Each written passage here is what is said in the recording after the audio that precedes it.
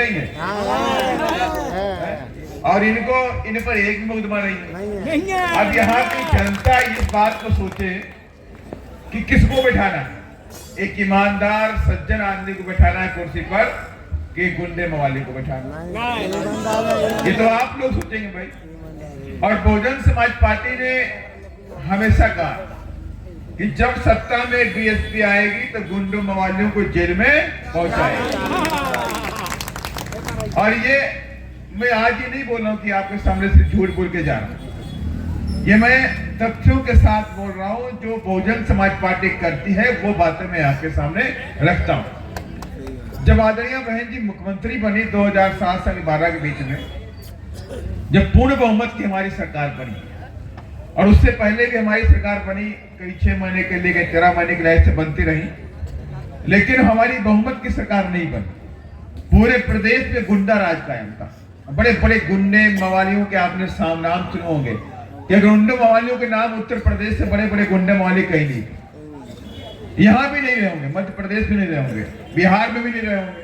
जितने बड़े बड़े गुंडे मवाली उत्तर प्रदेश में थे। और हमारे यहाँ बहन जी मुख्यमंत्री बनी तो बहन जी के सामने बहुत बड़ा चैलेंज था कि ये गुंडे मवालियों को कैसे ठिकाने लगाए।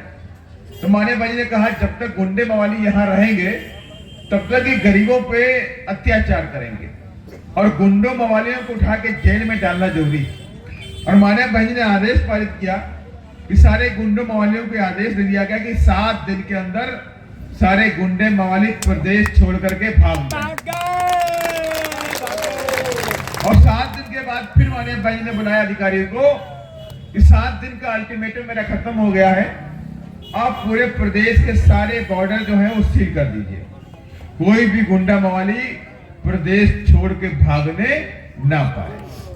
और पुलिस वालों को आदेश कर दिया गया कि जितने भी गुंडे मवाली भूमाफिया बलात्कारी रेपी जितने भी घूम रहे हैं, जितने भी अपराधी किस्म के लोग हैं, गुंडा एलिमेंट के लोग हैं, इन सबको पकड़ो और जेल की सलाखों में डाल दो और इतने मुकदमे लगा दो कि 5 साल की जमानत ना होने। पुलिस एक्टिव हो गई, पुलिस एक्टिव हो गई। और पुलिस एक्टिव हुई तो करीब करीब 1,51,800 गुंडों मवालियों को पुलिस ने पकड़ के जेल की सलाखों में डाल दिया और पूरा उत्तर प्रदेश से गुंडा राज खत्म हो गया। कहीं बहू बेटी जाए कोई किसी टेंशन नहीं, कहीं कोई लड़की रात में जाए 12 बजे जाए चाहे रात में 2 बजे पहुंचे तो घर वालों को परेशानी नहीं होती थी। वो बोलते थे बेटी परेशान ना हो, बहन जी का राज है, गुंडा राज नहीं है, बहन जी का राज। तुम्हें बाल बाका भी नहीं होगा। तो मैं आपसे कहना चाहता हूं आपको डरने की जरूरत नहीं है, आपके ऊपर शेरनी बहना का हाथ है। और 17 तारीख को हाथी का बटन दबाना है आपको, और हाथी का बटन दबा दिया तो 3 दिसंबर को बहुजन समाज पार्टी सरकार बनाएगी मध्य प्रदेश। और इस बार आप लोग भी सोच रहे होंगे कि मैं ऐसी क्या बात कर रहा हूं कि मैं सरकार बनाने जा रहा हूं, कि यहां तो लोग कहते हैं कांग्रेस आएगी बीजेपी आएगी, कांग्रेस आएगी बीजेपी आएगी। तो मैं आपको यकीन दिला रहा हूं इस बार कांग्रेस और बीजेपी को बंद करके रख दिया, उनके हाथ पर बांध दिए। अब न कांग्रेस सरकार बना सकती है न बीजेपी सरकार बना सकती है। अब जब बीएसपी जिसको चाहेगी उसको सरकार बनाने का मौका देगी, जब बीएसपी विधानसभा का ताला खोलेगी तो सरकार बनेगी। और इतनी ताकत बीएसपी के हम प्रत्याशी हमारे जो बहुजन समाज के लोग हैं वो इस बार जाग चुके हैं, वो इन दोनों पार्टियों के झांसे में नहीं आने वाले। और उन लोगों ने देख भी लिया 17 सालों से यहाँ जो मुख्यमंत्री जी हैं वो अपने आप को बोलते हैं मैं ओबीसी का मुख्यमंत्री हूं। बोलते कि नहीं बोलते? बोलते कि नहीं बोलते भाई? 17 सालों से मुख्यमंत्री हैं। दुर्भाग्य का बात यह है कि उनके जवान से लिखा हुआ ये बात है, उनके जवान से बोला हुआ बात है आदिवासियों के लिए। लेकिन माननीय मुख्यमंत्री जी 17 सालों तक इस प्रदेश के मुख्यमंत्री रहे और लेकिन ओबीसी को हक अधिकार दिला नहीं पाए। 27% रिजर्वेशन उनको नहीं दिला पाए, आज तक उनको 27% रिजर्वेशन नहीं दिला पाए। अगर 27% का रिजर्वेशन वो दिला देते तो ओबीसी के बघेलवी, गुजरवी, कोरीवी, तेली, तमोली जितने भी ओबीसी के लोग हैं वो सारे उनके बच्चे पढ़ लिख के अधिकारी बनते, डॉक्टर बनते, इंजीनियर बनते, कलेक्टर बनते, एसपी बन जाते। लेकिन दुर्भाग्य रहा ओबीसी के लोगों का कि ऐसे व्यक्ति को बार बार चुन के मुख्यमंत्री बनाते रहे जो आपके लिए काम नहीं करते थे, वो धन्ना सेठों के लिए काम। और यही हाल कांग्रेस का भी है। कांग्रेस वाले बातें बड़ी बड़ी लंबी लंबी करते हैं। अब वो आ गए कि पूरे देश के अंदर ओबीसी के लोगों का जनगणना होनी चाहिए, जाति जनगणना होनी चाहिए, इसकी बात करते हो। कहते कि नहीं कहते? कांग्रेस वाले भी बोलते हैं कि संविधान बचाना है तो कांग्रेस को लाना है। बोलते कि नहीं बोलते? लेकिन बगल में, इसके बगल में तो है राजस्थान, है कि नहीं है?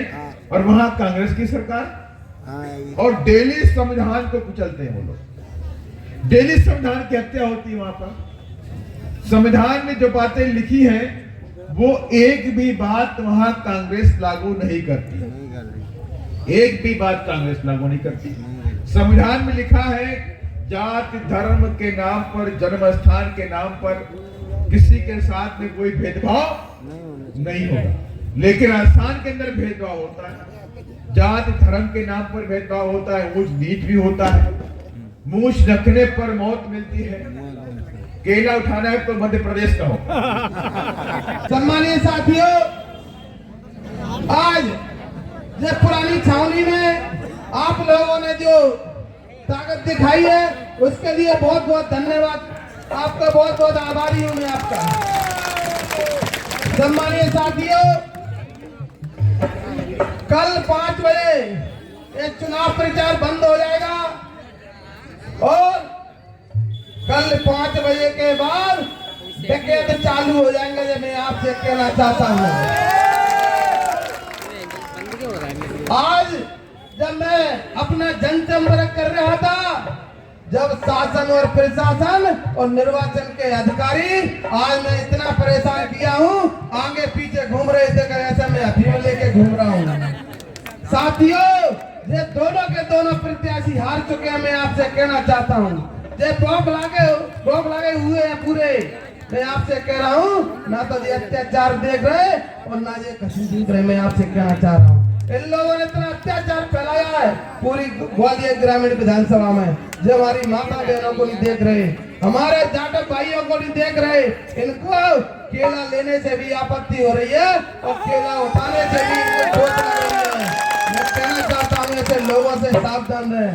और मैं आपसे कहना हूँ, ऐसे लोगों को मुंह जोड़ जवाब देना है आपको 17 तारीख को, कि जो लोग केला में छोट है तो उनके वोट में भी छोट है। मैं आपसे कहना चाहता हूँ, तो मैं आपसे निवेदन करता हूँ, जहाँ ना कुछ बोलते हुए हमारे प्रभारी साहब बोलेंगे, मैं तो आपसे इतना ही कहता हूँ, 17 तारीख तक अब आपको अपनी अपनी पोलों को गोद लेना है। मैं आपसे साथियों में आपसे कहना चाह रहा हूँ, यदि आपने 17 तारीख तक अपनी बेटियों को पोलों को गोद ले लिया, जैसे अपनी बहन बेटी की रक्षा करते हो, जैसे आपको 17 तारीख तक अपनी बेटी की भी रक्षा करना है। मैं आपसे कहना चाहता हूँ, आपको जीतने से कोई नहीं रोक रहा, और रोकेगा तो ये डकैत रोकेंगे। आपसे मैं कहना चाहता हूँ, डकैतों से सावधान हो जाएं।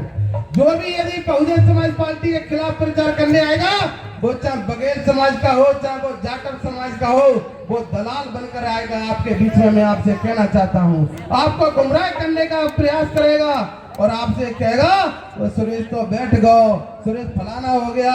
मैं आपसे कहना चाहता हूँ, मैं बाबा साहब का अगुवाई हूँ, आज चिंता डरने की कोई जरूरत नहीं है, ना मैं डरूंगा और ना आपको डरने की जरूरत नहीं है।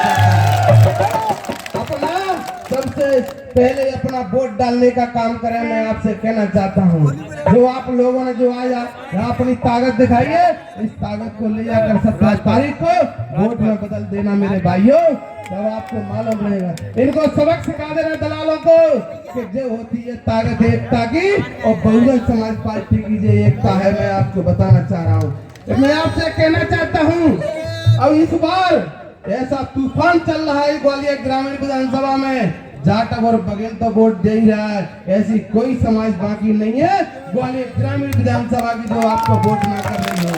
मैं आपसे कहना चाहता हूँ, आपको कहीं कोई दिक्कत नहीं है, केवल दिक्कत है 17 तारीख तक अपने बूथ की रक्षा करें। मैं आपसे निवेदन अपील करता हूँ। और दूसरा मैं आपसे कहता हूँ, कल रैली भी निकालना है, बाइक रैली निकालना है और 3 भागों में निकालना है।